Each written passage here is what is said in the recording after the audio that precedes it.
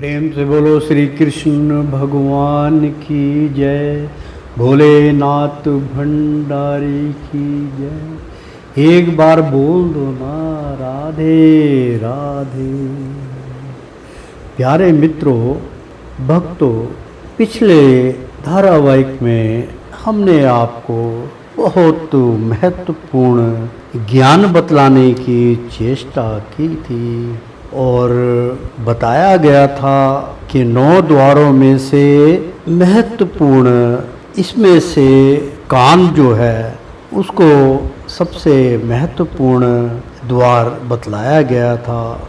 जिस प्राणी के प्राण कान से निकलते हैं वो सीधा पितृलोक में आगमन करता है। यहाँ तक हमने पिछले धारावाहिक में बतलाया था। अब आगे का यानी कि 17वां धारावाहिक शुरू होने जा रहा है। कृपया ध्यान पूर्वक अनमोल रत्नों को सुनिए। देवलोकों में भ्रमंड करता और उसको मानुक जूनी ही प्राप्त होती है। जानिए कैसे। यहाँ तक हमने पिछले एपिसोड में बतलाया था आपको। अब आगे का धारावाहिक शुरू होता है। जानिए कैसे। कर्मों अनुसार ही अंत होता है। मतलब जिस प्रकार से आप पूरी जिंदगी में मतलब जीवन काल में रह के जो कर्म आप करते हैं उसके अनुसार आपका अगला जन्म तय किया जाता है। ऐसा विधाता का लेख है। तो 9 द्वारों से प्राण अंत की कर्मों अनुसार ही अंत होता है। ये सत्य भी है, क्योंकि हमारे धर्म ग्रंथों के द्वारा बताए गए ज्ञान स्वरूप 9 द्वारों से ही प्राण का अंत होता है और प्राणनाथ पखेरु हो जाते हैं। और आपने हमेशा देखा होगा कि जब प्राणी की मृत्यु होती है तो ज़्यादातर आंखें या मुंह से प्राण पखेरु हो जाते हैं। पहचान उसकी ये होती है या तो आंखें खुली रहती है या मुख खुला रहता है। सभी द्वारों का सत्य यही है। परंतु इन द्वारों की पूर्वी तो सरलता से हो जाती है। कहने का तात्पर्य यह हुआ कि सत्य यह है, परंतु इन द्वारों की पूर्ति तो सरलता से हो जाती है। परंतु 9 द्वारों में से एक द्वार ऐसा भी जिसका पता नहीं चलता। वो महत्वपूर्ण द्वार कान और नाक। जब सभी द्वार बंद हो और प्राणी ने अपने हाथ पैर जोड़कर प्राण निकलने तक, तो समझिए उसके प्राण कानों से निकल गए हैं। मैं इस प्रसंग को एक बार फिर दोहराता हूँ। हमने कहा कि 9 द्वारों में 2 द्वार बहुत महत्वपूर्ण हैं। अधिकतर बाकी द्वारों से प्राणंत होते हैं। मुख द्वार से, नैन द्वार से, मलमूत्र द्वार से और कान और नाक। ये जब सभी द्वार बंद हो और प्राणी ने अपने हाथ जोड़कर प्राण निकले, तो यानी कि हाथ पांव जोड़कर प्रभु से आग्रह करके उसके प्राण निकले, तो समझिए उसके प्राण कानों से निकल गए। जब आपने देखा कि पार्थिव शरीर मुंह भी बंद है, आंखें भी बंद है, तो मान लीजिए उनके जो प्राण है वो कानों के द्वार से या नाक के द्वार से निकल गए। उसी के प्राण निकलते हैं, यानी कि नाक और कान से उसी के प्राण निकलते हैं जिन्हें रामायण या भागवत गीता सुनी हो और भजन कीर्तन से प्रेम करता हो। जिस व्यक्ति ने कभी भी किसी की बुराई या निंदा या जलने के भाव अपने कानों से ना सुने हो, केवल प्रभु की ही गुणगान सुने हो, उस व्यक्ति के प्राण अंत के समय में अटक जाते हैं। ना उसको मल त्याग करना होता है, ना मूत्र त्याग करना होता है, ना ही उसकी इच्छा किसी प्रकार के भोजन पर टिकी होती है। ज्यादा से ज्यादा जल पिएगा, उसके प्राण भागवत गीता, रामायण या गुरु ग्रंथ साहिब की वाणी या कोई भी प्रमाणिक ग्रंथ को सुनने के पश्चात ही उसके प्राण पखेरु हो जाते हैं। केवल कान के द्वार खुले रहते हैं, बाकी द्वारों के मोह बंधन से वह मुक्त हो जाता है। ऐसे व्यक्ति देवलोकों में, पितरलोकों में, चंद्रलोकों में भ्रमण करते रहते हैं और कीर्तन भाव श्री राम का सुमरण करता रहता है। ऐसे पुण्य आत्मा भटकती नहीं है, दोबारा फिर से मानुष जूनी को प्राप्त होता है, जो संसार में सबसे अधिक दुर्लभ है। सूक्ष्म प्राणी बोला, खड़ा भिखारी, यानी कि परमात्मा का और सूक्ष्म आत्मा का वार्तालाप आप आपस में सुन रहे हैं कि आपका सूक्ष्म देह परमात्मा से क्या कह रहा है और परमात्मा उसका क्या जवाब दे रहे हैं। ये बड़ी महत्वपूर्ण बातें हैं। सूक्ष्म प्राणी बोला, खड़ा भिखारी भिक्षु बने, मतलब ऐसी स्थिति मानुष की होती है। पार्थिव शरीर तो उसका अग्नि में पांचों तत्व में मिल गया। आत्मा स्वरूप जो सूक्ष्म देह है वो भगवान के समक्ष सारे कर्मों को देखता है।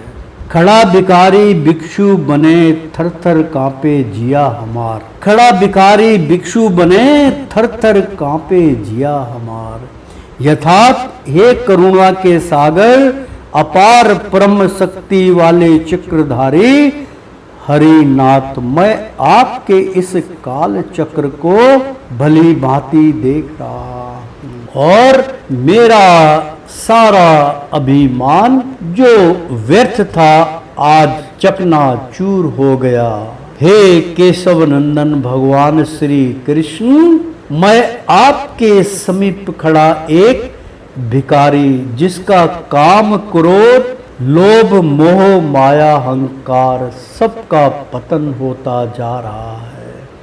मैं निर्धन भिखारी तन मन से हाथ जोड़कर हाथ पसारे आपके समक्ष खड़ा हूं। कृपया मेरे जन्म सुधार की भिक्षा दे दो। मेरे प्रभु, मेरी झोली में एक बार फिर दया की भीख डाल दो और इस नरक से बाहर कर दो।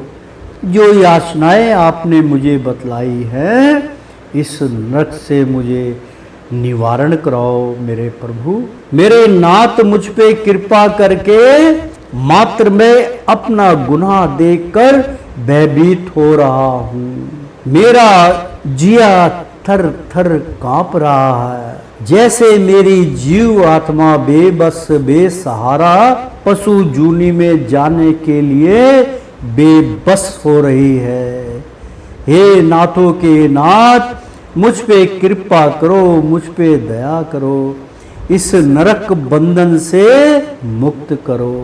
प्रभु श्री कृष्ण बोले, हे सूक्ष्म प्राणी, आत्मा अशुद्ध होने के पश्चात ही इंसान के अच्छे कर्म फल दुष्ट प्रभाव डालने लगते हैं। जैसे हमेशा अधिकतम बिना वजह अधिक बोलना, अधिक प्रकार का भोजन प्राप्त करना, हमेशा स्वाद की ओर आकर्षित होना, स्वाद के पीछे पीछे भागना, अधिक खाना यानी कि पेट से, भूख से अधिक खाना, बेटाइम भोजन करना, लालच में फंस कर बार बार खाना, अशुद्ध भोजन खाना, मांसाहारी भोजन खाना, शाकाहारी भोजन से मुंह फेर लेना, हमेशा मन में अधिक विचार करना, हमेशा गलत विचारधारा मन में लाना, यही सब भोग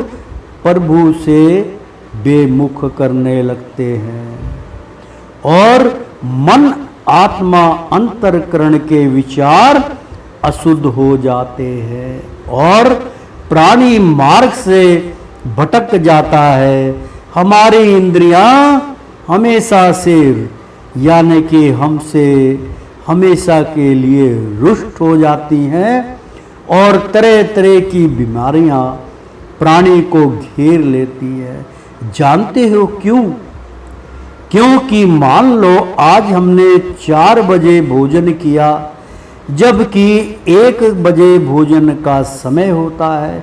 उसके बाद रात्रि का भोजन हमने जो है 1 बजे किया, शाम को कुछ हल्का फुल्का नाश्ता चाय कॉफ़ी ली। यानी कि एक उदाहरण दिया है, प्रभु कह रहे हैं कि आज हमने यानी कि प्राणी ने 4 बजे भोजन किया, जबकि 1 बजे भोजन का समय होता है। उसके बाद रात्रि का भोजन का टाइम 12 बज के कुछ मिनट पे किया या 11 साढ़े 11 किया बजे के आराम सनक टाइम में भोजन प्राप्त किया। शाम को कुछ हल्का फुल्का नाश्ता चाय कॉफी ली, जहां गए वहां चाय नमकीन ले लिया। आत्मा तो तृप्त हो गई, परंतु हमारे अंदर के सिस्टम को लड़खड़ाना पड़ गया। जैसे पाचन क्रिया पर कई गुना ज्यादा लोड पड़ गया, कई गुना ज्यादा बोझ पड़ गया, लीवर पर अधिक लोड पड़ गया, गुर्दे पर अधिक लोड पड़ गया। यानी कि जब इंद्रियों का विश्राम करने का समय होता है तो हम उनको आराम नहीं करने देते। बेचारी एक दिन थक कर चकनाचूर होकर बीमार हो जाती है और फिर डॉक्टर के पास जाकर उपचार करना पड़ता है। कुछ दिनों बाद प्राणी की इंद्रियां बहुत कम काम कर पाती है।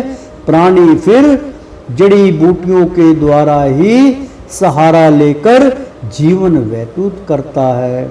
अधिक सोचना, अधिक खाना बुद्धि का विकास में बाधा बन जाता है और ब्लड प्रेशर जैसी बीमारियां, शुगर जैसी बीमारियों का शिकार बन बैठता है, जिसको हम रक्तचाप मीठा का रोग कहते हैं। ऐसे प्राणी के प्राण भी मुख द्वार से ही निकल जाते हैं। जत किया मत अंत फल पावे, ऐसे प्राणी का अगला जन्म पक्षी योनि में होता है। पक्षियों का चहचाट करना और खाना ही होता है। तरह तरह के कीट पतंगे भी खाने पड़ते हैं। जो आप जीवन काल में करते हैं वही कार्य हेतु आपका अगला जन्म होता है। इसमें हरि का कोई दोष नहीं होता। सूक्ष्म प्राणी बोला, महाराज इसका कर्म फल हमें ही भोगना पड़ता है, कुछ निवारण का उपाय बतलाइए। हरि वाच, हरि मुस्कुराए और कहने लगे, क्योंकि प्रभु आपके जीवन काल में भी अंत समय तक आपके अंदर विराजमान होते हैं, आपके अंदर रहते हैं, आपको बार बार विचारधारा प्रकट करते हैं। केवल 5 जो कर्म त्याग के बतलाए गए हैं, जैसे ईर्षा, जलीस, बैर भाव, क्रोध, मोह माया, काम क्रोध, ये सब जो बतलाए गए हैं, जब तक इसका त्याग नहीं करोगे आपको कुछ हासिल नहीं होगा। यही प्रभु के नाम में सबसे बड़ी बाधा है। हम तो बार बार सभी देशभक्तों को, सभी परमात्मा के भक्तों को, चाहे वो किसी भी जाति प्रथा का हो, किसी भी धर्म का हो, क्योंकि आध्यात्मिक ज्ञान इन सब से परे होता है। इसके लिए किसी भी बंदे को ये नहीं सोचना चाहिए कि मैं इस जाति का हूँ, मैं इस गुरु को मानता हूँ, मैं उस गुरु को मानता हूँ। जहाँ ज्ञान प्राप्त हो उसको प्राप्त कर लेना चाहिए। वो भी ज्ञान आपके ही गुरु कृपा से प्राप्त होता है। हरि की इच्छा होती है तो आपको आशीर्वाद स्वरूप ऐसे ज्ञान प्रदान किए जाते हैं। तो प्रेम से बोलो श्री कृष्ण भगवान की जय। मजा नहीं है, एक बार बोल दो ना, राधे राधे। हरि वाच, हरि बोले कर्म बंधन यानी के कर्म फल हमें ही भोगना पड़ता है, कुछ निवारण का उपाय बतलाइए प्रभु। हरि वाच, हरि बोले, हरि बोले कर्म बंधन घट घट आवे बन बन के तलवार, यानी कि हरि बोले कर्म बंधन घट घट आवे बन बन के तलवार। यथार्थ हे दुष्ट प्राणी, जब प्राण अंत हनन का समय आया तो गिड़गिड़ा रहा है जैसे जल बिन मछली। अब प्राणी यानी कि प्रभु बतला रहे हैं कि जब इंसान का जब जीवन काल समाप्त होता है और उसका परम मित्र मृत्यु साठ गांठ करता है कि बस भाई बहुत पाप पुण्य कमा लिए, अब जाने का वक्त आ गया, चलना है या अभी और रहना है, तो संकट में पड़ा हुआ प्राणी कहता है मित्र अब जाना ही उचित होगा। तत्पश्चात उसको सारे कर्म किए हुए याद आते हैं। ये प्रभु बोल रहे हैं मृत्यु के पश्चात सब कुछ समाप्त हो जाता है, तद बंदा गिड़गिड़ाता है, उसकी आत्मा बिलकती है। तो अब जब बोले हे दुष्ट प्राणी, जब प्राण अंत हनन का समय आया तो गिड़गिड़ा रहा है जैसे जल बिन मछली। अब प्राणी जैसा कर्म किया उसी प्रकार से तेरी अगली जूनी का लेखा जोखा तेरे सामने है। ना टका इधर और ना टका उधर, जो तूने छुप छुप के कर्म किए हैं, जिसके फल स्वरूप अब आपको तेज धार वाले कटार से पृथक पृथक जूनी में धकेला जाएगा। यहाँ प्रभु ने बहुत बड़ा संदेश दिया है मेरे मित्रों।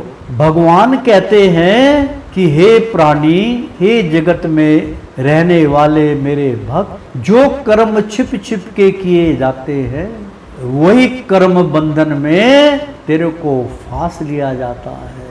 जो भी कर्म तूने करने हैं उसमें धोखाधड़ी नहीं होनी चाहिए। जो कर्म करने हैं वो बिल्कुल सामने कर। मान लीजिए तू सिगरेट बीड़ी पीता है, धूम्रपान करता है या मदरक पीता है और अपने माँ बाप से छिपके पीता है, सबसे बड़ा गुनाह है। आप मीट अंडा मांस खाते हैं, आपके परिवार में नहीं खाते। आप छुपके अंडे का सेवन भी करते हैं, मछली मांस का सेवन करते हैं, छिप छिप के करते हैं, ये सबसे बड़ा गुनाह है। इन कर्मों को ये मत सोचिए कोई नहीं देख रहा है। आत्मा तुम्हारी साक्षाकार है, मन तुम्हारा साक्षाकार है, और मन और आत्मा के अंदर जो प्रतिबिंब है ईश्वर का, उसमें सब कैद हो रहा है। क्यों? अंत समय जब आएगा फिर बहुत पछताएगा। तो भगवान कहते हैं छिप छिप के कोई भी कर्म नहीं करना चाहिए, अन्यथा उसी कर्मों का फल कभी भी किसी भी समय अगर जीवन काल में भी भुगतना पड़ जाए तो आपके ही कर्म बंधन से मुक्त नहीं हो पाओगे। कर्म तो तुम्हें करना पड़ेगा। अगर भगवान से आपको प्रेम हो गया तो इस कर्म बंधन से जीवन काल में मुक्त होने का मार्गदर्शन आपको जरूर मिलेगा। भगवान आप पर दया करके आपको विधि बतलाएंगे। जितना कर्म आप पाप कर्म कर रहे हैं छिप के, वैसे तो सारी दुनिया पता नहीं कौन कौन मांसाहारी भोजन को प्राप्त करता है, कोई शाकाहारी को करता है। सारी जीव आत्मा प्राणी जानवर पक्षी सब एक दूसरे को खा के मांस में विलीन है। अभी कुछ देश हमारे मतलब ऐसे हैं जहाँ पे बहुत मांस का सेवन किया जाता है, कीड़े मकोड़े खाए जाते हैं, सब कुछ किया जाता है, सेवन करते हैं। वो सिर्फ किस लिए कि मैं बहुत सेहतमंद हो जाऊं, हट्टा गट्टा हो जाऊं और मैं मोटा ताजा रहूँगा। मूर्ख प्राणी, क्या तू भूल गया एक दिन मृत्यु तुझे भी आएगी। तब जो तेरा खाया पिया है वो सब मिथ्या चला जाएगा। अरे सादगी में रहो, सादा भोजन प्राप्त करो। उसका भी एक कारण है मित्रों।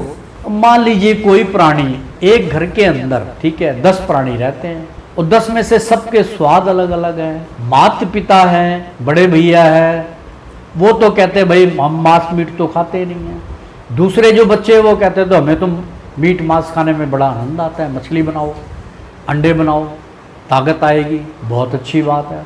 सबके मन अलग अलग, सबकी इच्छाएं अलग अलग, परंतु परमात्मा ना करे एक समय ऐसा आया कि कुछ विपदा आ गई, धन अर्जित करने में विलंब आया, कुछ कारोबार ठप होने की स्थिति आई, कुछ बीमारी में पैसा लगाया, मोहताजी सामने देखनी पड़ी।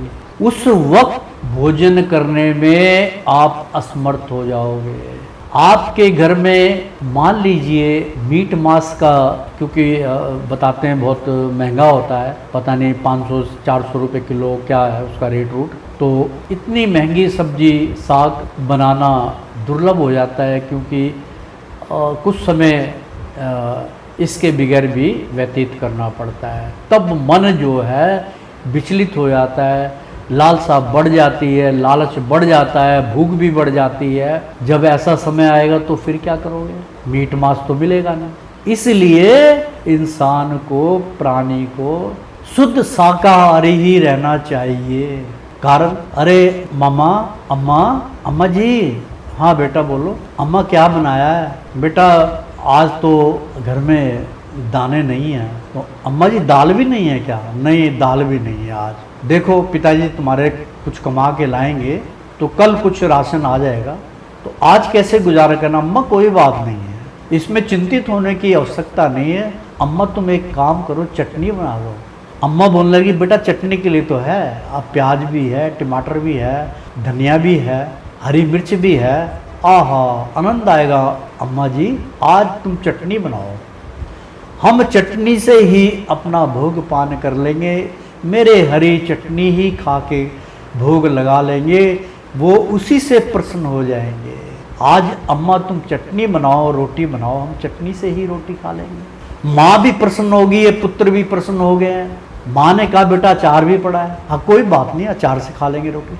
उससे, उस रोटी से, उस अचार से, उस यानी कि चटनी से रोटी खाने का जो आनंद प्राप्त हुआ, बाकी चीज़ों से भूल गया, क्योंकि वो एक शुद्ध शाकाहारी है।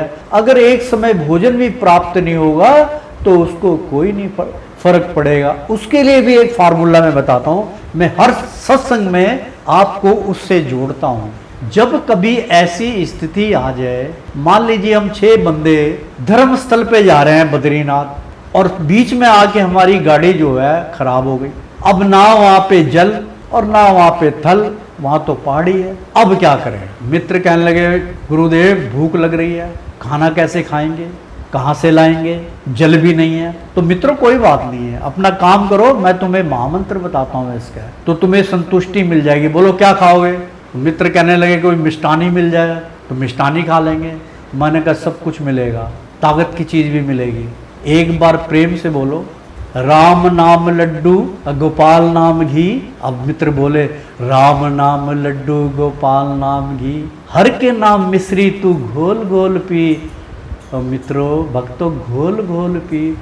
जब उन्होंने रट्टा लगाया तो उनका ध्यान जो है परमात्मा से जुड़ गया और भूख पर काबू पा लिया। कुछ समय बाद गाड़ी ठीक हो गई और हम चल दिए, और वो कीर्तन करते गए, राम नाम लड्डू गोपाल नाम घी, हर के नाम मिश्री तू घोल घोल पी। वास्तव में आपको माखन का स्वाद, मिश्री का स्वाद, मिष्टान का स्वाद आपको आएगा, आपकी इच्छा की पूर्ति हो जाएगी। क्यों? आपके अंदर राम बसेरा करते हैं। जब उनका गुणगान करेंगे वो कहेंगे राम नाम लड्डू, लो लड्डू, और गोपाल भगवान श्री कृष्ण का नाम, गोपाल नाम, राम नाम लड्डू गोपाल नाम घी, यानी कि मक्खन घी। गोपाल हमारे बोलेंगे लो मक्खन लो, तरातर हो जाएगा अंदर। हर के नाम मिश्री, हरि का नाम बज रहे हो, अब मिश्री ये लो। हरि का नाम ऐसा है कि एक मिश्री के समान मीठा है। हरि के नाम से ज्यादा मिठास किसी भी मिष्ठान में नहीं है। तो प्रेम से बोलो श्री कृष्ण भगवान की जय। श्रीमन नारायण नारायण नारायण। तो कहने का तात्पर्य यह, अभी समाप्ति नहीं है, अभी सत्संग चलेगा, तो एक बार बोल दो ना राधे राधे। तो कहने का तात्पर्य ये हुआ कि मित्रों, छिप छिप के कोई भी कर्म मत करो। छिप छिप के कर्म करने में हमारा घाटा होता है। तो दोनों बातें मैंने आपको परमात्मा के कृपा से बतलाई। तो जिसके फल स्वरूप अब आपको तेज धार वाले कटार से पृथक पृथक जूनी में धकेला जाएगा और तुझे 84 लाख जूनियों का भुगतान देना होगा। प्यारे मित्रों, 84 लाख जूनी का मतलब होता है कि हमारे भूलोक के अंदर 84 लाख जीव आत्माएं हैं, जिसमें कीट पतंगे, कीटे मकोड़े, मछली तरह तरह की, इंसान तरह तरह के, भेड़ बकरी, गाय भैंस बैल, सब जानवर जितने प्रकार के। तो 84 लाख जूनियों का इसमें विशेषण दिया गया है ग्रंथों में। इसलिए वो 84 लाख जूनी कैसे भुगतेगा आपका, इसका तात्पर्य तो ये हुआ कि एक बार जीवन काल यानी कि मानुष जूनी प्राप्त होने के बाद तो मानव जूनी बहुत दुर्लभ है। जब तक 84 लाख जूनी बने भुगतेगा तब तक तो हरि महाराज ये कई बार प्रलय हो चुका होगा, कई बार युग बदल चुके होंगे। भगवान मुस्कुराए और कहने लगे, मानुक मैंने इसका भी उपाय किया है, ध्यान से सुनो। जीवन काल में ही रहकर आप कई लाखों जूनी भुगत लेते हैं। जैसे जब बच्चा पैदा होता है उदर में उसकी कई जूनियां तो उदर के अंदर ही उसकी समाप्त हो जाती है। जब वो उदर से बाहर निकलता है, क्योंकि 9 द्वारों का ज्ञान उसको उदर में ही होता है। 9 महीने पेट में रहकर उसको ज्ञान प्राप्त होता है और जब बाहर आता है तो उसका भुगतान शुरू हो जाता है। वो कभी रोएगा, वो भी जूनी, चिल्लाना भी एक जूनी है। दूध नहीं देगी, माँ को चिल्लाएगा दूध देगी। रेंग के चलेगा, मिट्टी चाटेगा, भगवान श्री कृष्ण ने भी मिट्टी चाटी थी है? लेकिन कर्म फल, और जब आदमी जवान होता है तो जानवरों की भी उसके अंदर, क्योंकि 2 गण होते हैं, एक उसके जो स्वभाव होते हैं, एक देवगण होता है और एक राक्षस गण की प्रवृत्ति होती है। और तीनों गुणों से शरीर को, इंद्रियों को बांध दिया जाता है, जिसके आधार पे पूरा शरीर का संचालन होता है। तो मित्रों, कहने का मतलब ये था कि किसी के साथ कभी भी कोई दगा नहीं करनी चाहिए। इसमें एक छोटा सा प्रसंग मैं आपको और सुनाता हूँ कि छिप छिप के जो कर्म करता है वो दुखदायी होता है। जो कर्म करने सामने करना है। मैं श्री कृष्ण लीला का एक छोटा सा वर्णन करने जा रहा हूँ, कृपया आप ध्यान से सुनना। एक बार जब ये लोग गुरुकुल में थे, शिक्षा जो है वो गुरु के द्वारा ले रहे थे, तब एक दिन गुरु माता ने कहा, भगवान श्री कृष्ण और दाऊ भैया और सुदामा जो उनका मित्र था, तो गुरु माता ने कहा कि पुत्र, आज तुम दोनों भाई लकड़ी जंगल से काट के लाओ। भगवान श्री कृष्ण कहने लगे, माता आज ये सुदामा का काम कर देगा, ये मटके भर भर के आपके रसोई घर में पहुंचा देगा। और मैं और सुदामा लकड़ी काटने चले जाते हैं, मौसम खराब है, हम जल्दी से लकड़ी काट के वापस आएंगे। तो माँ कहने लगी, यानी कि गुरु माता कहने लगी, पुत्र आज मौसम भी खराब है, हो सकता है कि देरी हो जाए, तो भूख लगेगी तो क्या करोगे? तो माता ने चने के दाने दे दिए। जब चने के दाने दिए तो भगवान श्री कृष्ण को देने लगे कि पुत्र ये आप रखो सन्यासी। भगवान श्री कृष्ण पीछे हट गए। वो कहने लगे, देखो कितना बड़ा कार्य संसार के लिए किया भगवान श्री कृष्ण ने, कितना बड़ा संदेश दिया है। हम मूर्ख, मैं भी मूर्ख, सब लोग मूर्ख हैं इस संसार के अंदर, जो उस ज्ञान को मिथ्या कर देते हैं। तो सुनिए ध्यान से इस प्रसंग को। मित्रों, जब भगवान ने मना कर दिया, पता कैसे मना किया? क्योंकि भगवान श्री कृष्ण तो 16 कला संपूर्ण थे। उन्होंने कहा मैया मेरी तो झोली फटी हुई है, और फटी हुई झोली दिखा दो। मेरी तो झोली फट गई, वो एक बार हम पेड़ पे चढ़ रहे थे, रगड़ रगड़ के मेरी झोली फट गई, तो मैया सारे दाने इसमें से गिर जाएंगे। आप ऐसा करो, ये सुदामा को दे दो पोटली, और सुदामा बांट लेगा और हम दोनों आधा आधा बांट लेंगे। तो माता ने भी सुदामा को कहा कि बेटा आपने जब भूख लगेगी तो आधा आधा बांट के खाना है।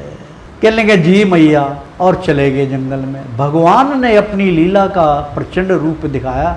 वो चाहते तो सुदामा को ऐसी स्थिति लाते नहीं। वो सुदामा थोड़ा सा, क्योंकि पंडित जो होते हैं वो थोड़ा खाने पीने में तेज होते हैं, थोड़ा सा लालची होते हैं, लेकिन सारे पंडित नहीं। कई पंडित की आत्मा बड़ी शुद्ध होती है, वो लालची नहीं होते। जो भी दान दक्षिणा उनको दे दो, सर माथे पे लगा के आशीर्वाद दे के चले आते, जो उनका धर्म कर्म है। तो भगवान ने कहा कि अब इसकी परीक्षा लेनी चाहिए। तो भगवान ने क्या करा, मूसलाधार वर्षा कर दी, ठंड होने लगी। उधर से एक शेर देखा इन्होंने, जानवर देखे जंगली। सुदामा डर गया। सुदामा को भगवान श्री कृष्ण ने कहा डरने की आवश्यकता नहीं, मैं हूं ना। लेकिन उसको क्या पता है कि ये तो संसार के मतलब पालनहार तो यही है। सुदामा कहने लगा कि नहीं नहीं, तुम तो डरते नहीं हो, तुम अकेले क्या करोगे? तो भगवान कहने लगे चलो पेड़ पे चढ़ जाते हैं। शेर जो है पेड़ पे नहीं चढ़ेगा, और वो पेड़ पे चढ़ गए, बैठ गए। भगवान ने उनको डराने के लिए शेषनाग को ऊपर भेजा। शेषनाग क्या, एक नाग देवता को वृक्ष पे लटकते हुए देखा। सुदामा की नजर जो थी वो उसके ऊपर पड़ी। तो सुदामा ने चिल्ला चिल्ला के कहने लगा सांप है, सांप है, सांप काट लेगा, सांप काट लेगा। भगवान श्री कृष्ण कहने लगे कि सुदामा तुम्हें डरने की आवश्यकता नहीं है, इससे प्रेम से बोलो ये चला जाएगा। नहीं नहीं, ये काट लेगा, डर गया। तो भगवान श्री कृष्ण कहने लगे देखो हे नाग देवता, हाथ जोड़ करके आप इस वृक्ष से, मेरा मित्र डर रहा है आपको देख के, आप इस वृक्ष से किसी और वृक्ष पे अपने आशियाना बना लो। तो वो चले गया। भगवान ने हाथ से पकड़ के नीचे डाल दिया उसको, और वो दूसरे वृक्ष पे चला गया। सुदामा कहने लगा यार तुम तो अंतर्यामी हो, तुम्हारी बात तो सब कुछ मानते हैं। फिर उनको ठंड लगने लगी। भगवान ने अपनी नजर जो थी कहीं और फेर ली। अब वो चने खाने लगा। खाते खाते उसको पता था कि आधा हिस्सा जो है भगवान श्री कृष्ण मेरे मित्र का है, और मित्र का हिस्सा भी वो खा गया। तो भगवान कहने लगे कि भाई वो मुझे भूख लग रही है और तुम तो भूखे हो, अब वो पोटली खोलो, आधा तुम ले लो आधा मैं ले लूँ। अब वहाँ झूठ बोलने लगा वो कहने लगा कि भाई मेरे वो पोटली जो थी वो जब ऊपर पेड़ पे चढ़ रहे थे तो रगड़ खा के वो फट गई, और सारे चने जो है वो नीचे मिल गए, नीचे जो है पानी में दलदल है, मिट्टी में खराब हो गए। वहाँ पे सुदामा ने झूठ बोला। तो भगवान ने अपने मन में कहा कि तूने ये क्या किया मित्र, तूने तो दलिद्र ले लिया। उस स्थान पे भगवान ने अपने मन में कहा, उसको रुलाने का उनका तात्पर्य नहीं था। भगवान कहने लगे कि तेरे को तो भूख ज़्यादा लगती है, अभी मेरे पास है। पिछले जब हम आए थे लकड़ लेने के लिए तो माता ने मुझे दिए थे, वो मैंने संभाल के पोटली रखी हुई है, ये ले। तो अपने परमात्मा ने अपनी कृपा के करके वो चने उत्पन्न किए और उसको पेट भर के खिलाया। तो कहने का तात्पर्य ये हुआ कि भगवान श्री कृष्ण को ये लीला क्यों रचनी पड़ी, सिर्फ आपको ज्ञान देने के लिए। उसके बाद सुदामा कितना दर दर का भिखारी बना, लेकिन उसने फिर केवल भगवान की इच्छा समझ के ही सारे अपने दुखों को झेला और अपने मुख से हरि का नाम सुमरण किया। तत्पश्चात भी उसको ज्ञान प्राप्त नहीं हुआ कि भगवान श्री कृष्ण मेरे मित्र जो न्यायाधीश हैं, उनके पास धन की कोई कमी नहीं। उनकी जो धर्म पत्नी थी वसुंधरा, वो कहने भी लगी कि भाई अपने मित्र से कुछ निवेदन करो तो तुम्हें कुछ मिल जाएगा। तब वो जाने लगे और मुट्ठी भर 3 मुट्ठी जो है चावल उनको दिए, वो भी मांग के लाई। और वो वसुंधरा ने कहा कि खाली हाथ जाओगे मित्र के पास, ये भूंजा देने देना उनको।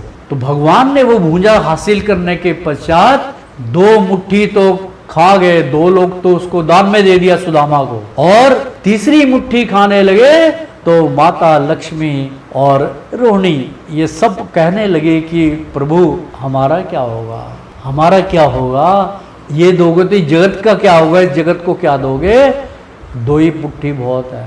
तब परमात्मा ने अपना हाथ रोका, यानी कि मित्र से प्रसन्न होके उन्होंने कहा मैं क्या लुटा दूं मित्र को। तो प्यारे दोस्तों, मैं कोई कथा सुदामा की नहीं सुना रहा हूँ, लेकिन प्रसंग आया तो मैंने सुनाया कि भगवान श्री कृष्ण ने द्वापर युग में आके आपको कितना बड़ा ज्ञान प्रदान किया, लेकिन कोई ना समझा। भगवान ने यहाँ पे 2 बातों का ज्ञान प्रदान किया कि यदि मुझे प्राप्त करना है तो भक्तों प्रेम से ही मैं आपके समक्ष आ सकता हूँ। तो प्रेम से बोलो श्री कृष्ण भगवान की जय।